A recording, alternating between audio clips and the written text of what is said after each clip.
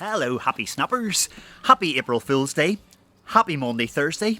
And most of all, happy Garden Day. This is it. This is the day where finally we can meet with people in small groups in our own gardens again. And for me, this is the day I've been really looking forward to. The big gatherings can and will happen when they happen, but to me, just to be able to, my mum and dad are coming down later on to have a wee cup of tea with us in the garden here, and to be back to that, I think that changes the world. I think it's great.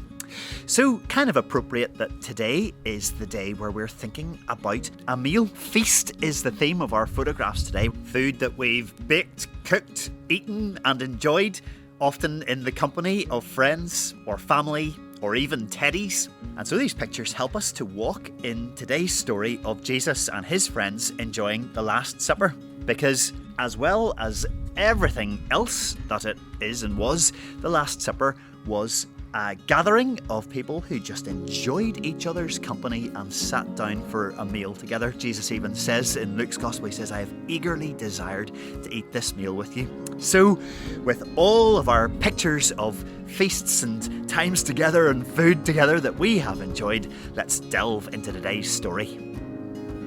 This is from Luke 22. When the hour came, Jesus and his apostles reclined at the table.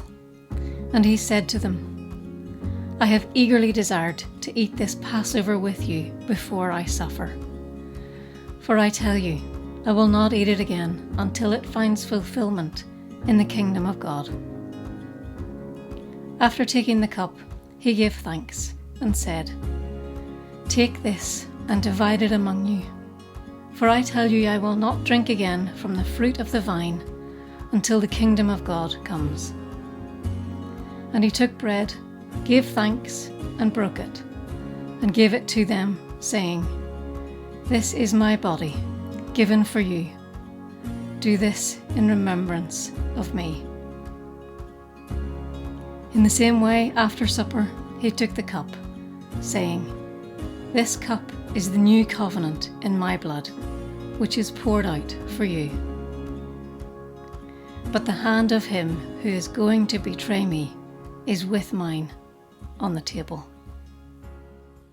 So let's click on our different camera lenses. First of all, the close-up view. It strikes me that this story is full of remembering, acts of remembrance. The Passover meal in itself was an act of looking to the past, remembering the Passover, remembering for the people of Israel their escape from Egypt, remembering the goodness of God displayed in so many ways throughout the Old Testament.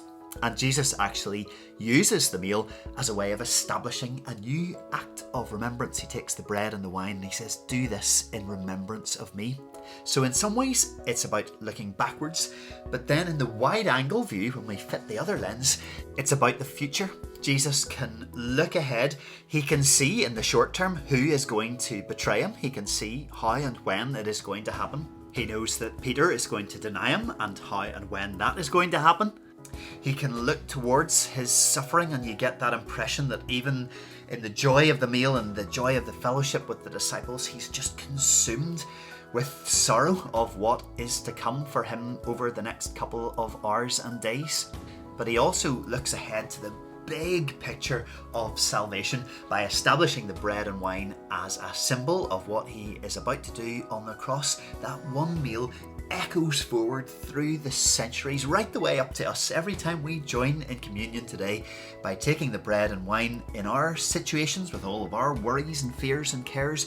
We are connected not just to the upper room and that particular group of people and that particular meal that was shared there, but to everything else that came next, to the cross, to the body broken and the blood shed, to the forgiveness won, to the death defeated.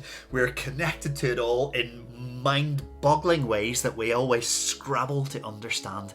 So it's as if that one meal has all these connections backwards and forwards in time, looking back to what God has done throughout history and looking forward to what God will do. And in the middle of it all, a group of friends around a table enjoying a meal. What a fantastic thing to remember on any Maundy Thursday, but especially on this Thursday, where we're going to be sharing a few meals and a few picnics and a few get-togethers with our friends in our backyards over these next couple of days.